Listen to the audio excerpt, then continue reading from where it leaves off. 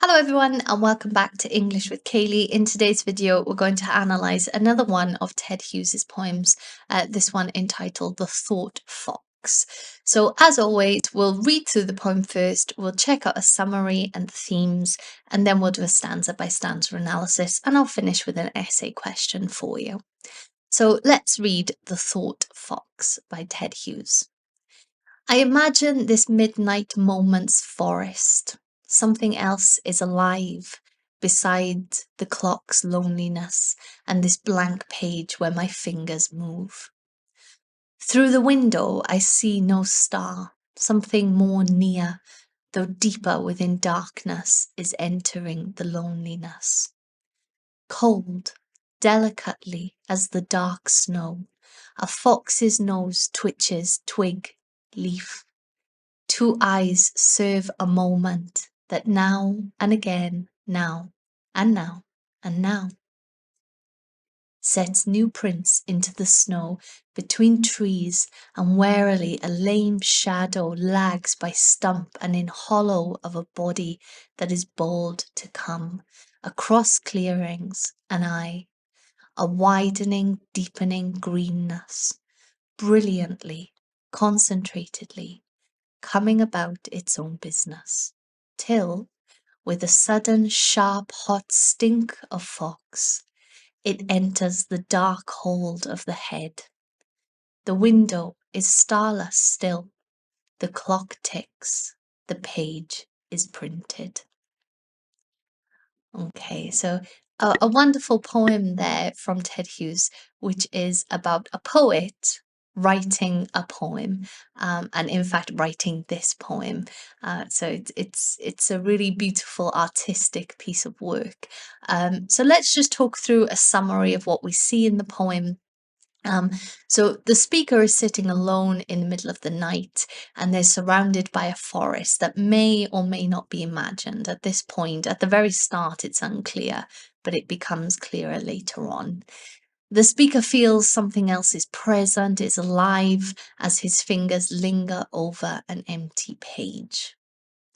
There are no stars in the sky, but the speaker feels something is approaching them from the darkness. And finally, the fox is seen scanning its surroundings from each moment to the next. It leaves tidy paw prints in the snow as it moves between the trees, with its shadow moving behind it like an injured animal. Despite this, the fox moves confidently and purposefully. The fox's eyes widen and they are this piercing green colour. And then the fox enters the darkness of the speaker's mind. And I think that's at that moment where there's true confirmation that the fox is actually a thought. He's a metaphor, not a literal fox, but a metaphor for the thought and creative process. And after the fox disappears into the speaker's mind, we see there are still no stars in the sky, but the clock is still ticking, and finally the poem is finished. So the theme that we see here is about creativity, inspiration, and the imagination, very specifically of a poet in that creative process of writing their poetry. Okay, so let's get into our stanza by stanza analysis. So from the very offset of the poem, it opens with "I imagine." The speaker, or the poet that is the speaker, not necessarily Hughes himself, but the poet that is writing the poem, the speaker takes the reader directly into the speaker's mind, where actually the entire poem takes place. So it's important that from the offset, that is where we are. This midnight moment's forest. So we're unsure at this point whether this is a literal forest that is visible from the room in which the speaker sits, but it's likely a forest of the imagination, something that is quite mysterious, and this untamed mind of the speaker. So those moments before there is clarity in writing the poem that is about to be created. There are a number of colons used throughout this poem, and the colons here, they suggest that movement deeper into the speaker's mind. So for the reader, we move deeper into their mind, and in doing so, we gain a better and deeper understanding about the art of writing poetry. Something else is alive, and I think that from the title we can already anticipate that that is going to be the fox, but that's not confirmed until later on. Something else is alive beside the clock's loneliness and this blank page. Now that word to beside is quite important here, because it can have a double meaning, meaning next to, as in that spatial awareness. Okay, so in being near, or it could mean apart from. And that would obviously suggest that the clock and the page is also alive, with potential, perhaps, with potential time. Let's look at the clock first. The silence and isolation that the speaker has put themselves in allows that creative inspiration to take hold. So there's that potential in sitting in a quiet, dark room alone at night. And of course, the blank page, meaning the poem, this poem that is being written, will be the resulting work. So by the end, it will be this living thing. And the poem ends here with move, and then we have the end stop line. It's quite interesting here, the juxtaposition of the verb being move, that very physical movement, and the end stop line. And this may be referencing that creative process of writing and the ability to harness it. So these ideas are starting to come, but at the moment it seems like a very stop-start kind of motion for the speaker.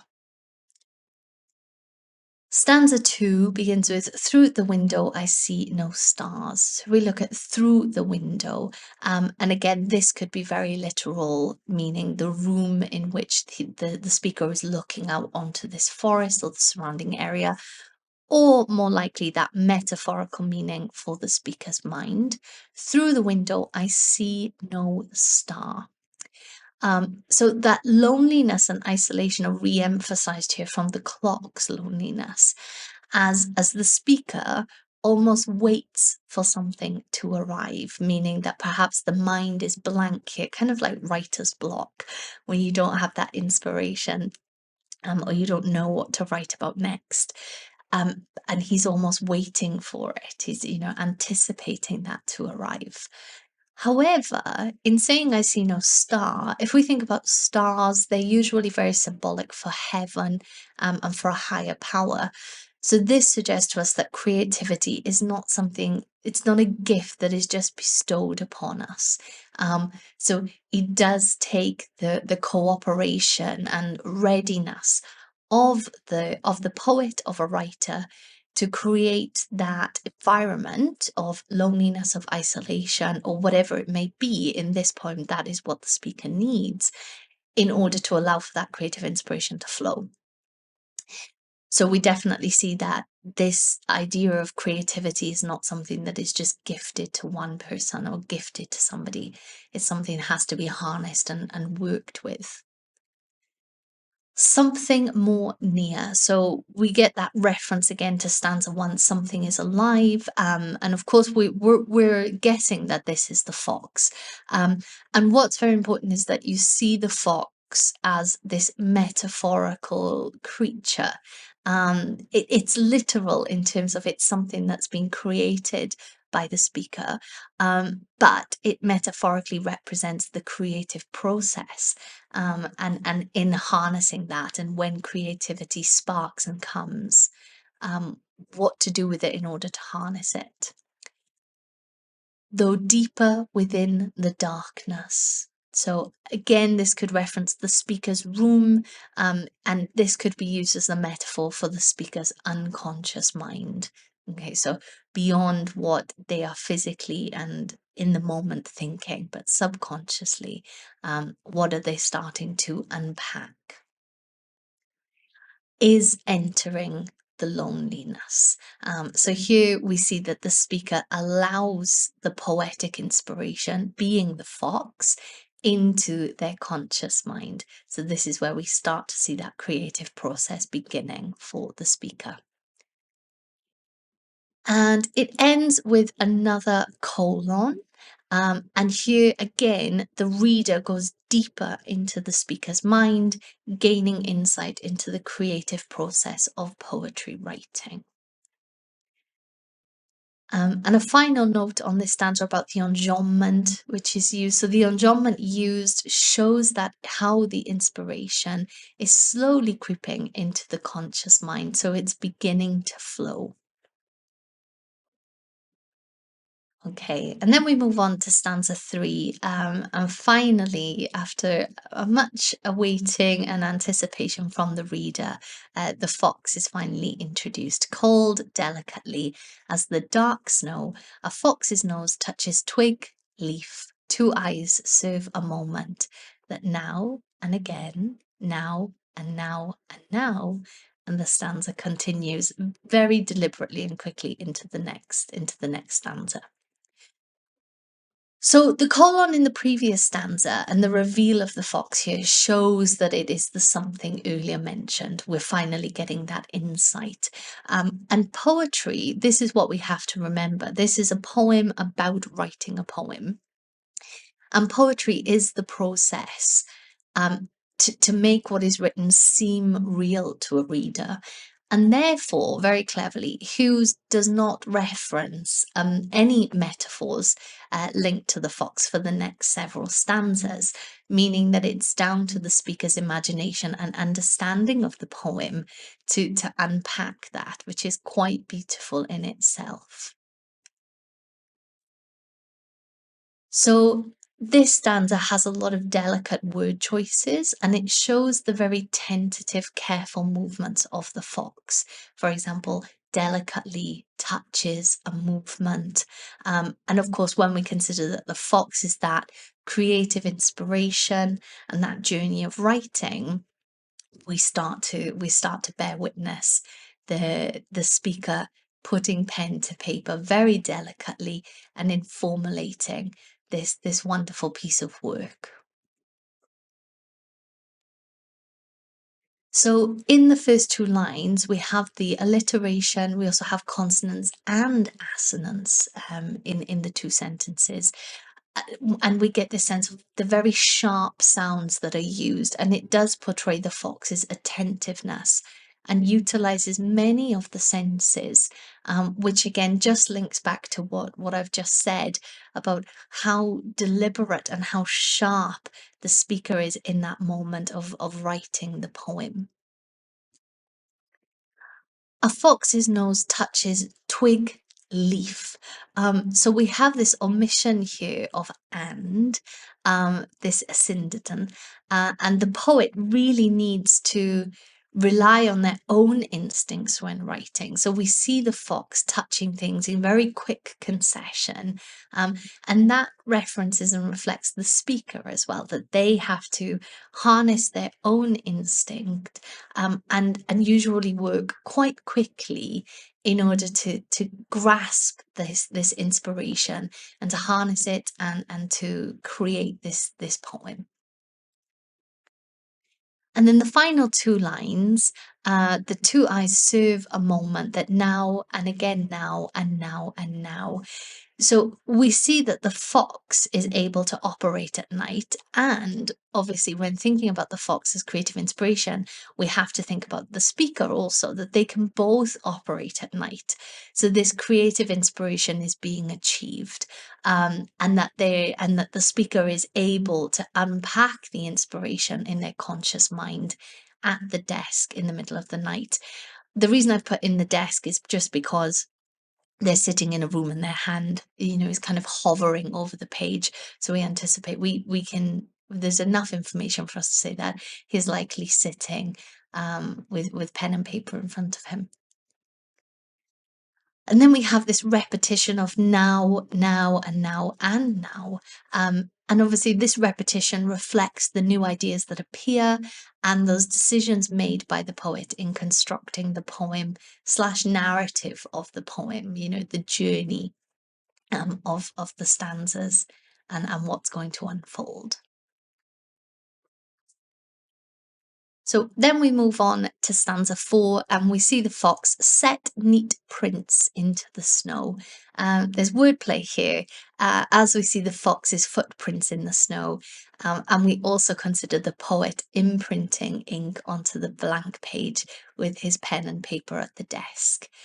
And that's further emphasized by the snow itself and the prints, because the snow is obviously going to be very white and crisp, like the page, and the ink and the dirty paw print are obviously a darker color. So we see the poem coming to life there in its physical making and creating. And this is obviously re-emphasized with the consonance of the T sound, which obviously reflects the treading and that kind of pace of the writing of the poem. Now, what's interesting is as creative inspiration takes a hold, we start to get this sense, and we hear about this lame shadow that lags by stump. And this is a wonderful nod to the artistic doubt that a poet or writer may face, or that moment when the process seems impossible in unpacking, these wonderful creative ideas and being able to formulate it into the final works. So we get this sense of this wounded animal with this consonance of the L sound that's almost close to death. And this could represent not only that artistic doubt, but the fear of a poet in undoing the brilliance that the subconscious has created in their conscious mind. However, that's very short-lived because the body is bold to come. So ultimately, the shadow must follow the body, and thus we overcome that momentary doubt, and that is very much reflected in the enjambment throughout the stanza. So stanza 5, across clearings, an eye, a widening, deepening greenness. So what's very interesting here is that now the fox seems very close to the speaker in terms of they can very clearly describe and see the one eye of the fox. So the poet is able to bring the poem to life as the thoughts become clearer, and that reference to wider, deeper, that clarity and understanding that the speaker has with his thoughts and ideas. Brilliantly, concentratedly. So in this section here, through this very brilliant and concentrated dedication by the speaker, the poem can be printed as it comes about in the last line of the stanza, coming about its own business. And I think that this is a reference to the idea that the speaker and poets in general or writers shouldn't allow the pressures or the weight of their conscious mind to stop the creative process. Again, this links back to the speaker's part in, that it's not something that's gifted by the stars or the higher power. It's those decisions that they make, the setting in which they create for themselves, and the decisions they make in the process of writing that ultimately creates the work. It's not gifted to them. And then the last thing on this stanza is again the lack of the end stop lines. And this again, it allows for the imagination to take hold and flow through the speaker as they create this beautiful final piece. And we're getting to the end. So the last stanza, stanza 6, till with a sudden sharp hot stink of fox, it enters the dark hole of the head.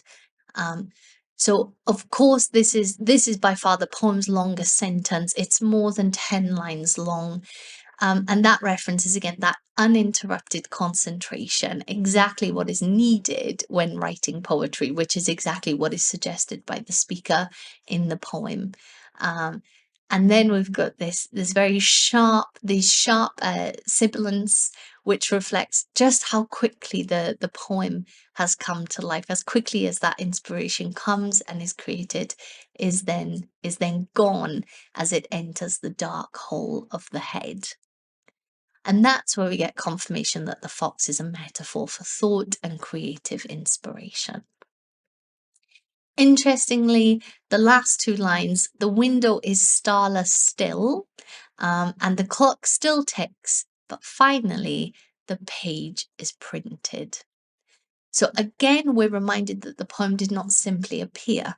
Okay, it was again through the willingness of the speaker to explore their own subconscious and that decision to isolate themselves at late at night, and that time has passed and the work that they have done.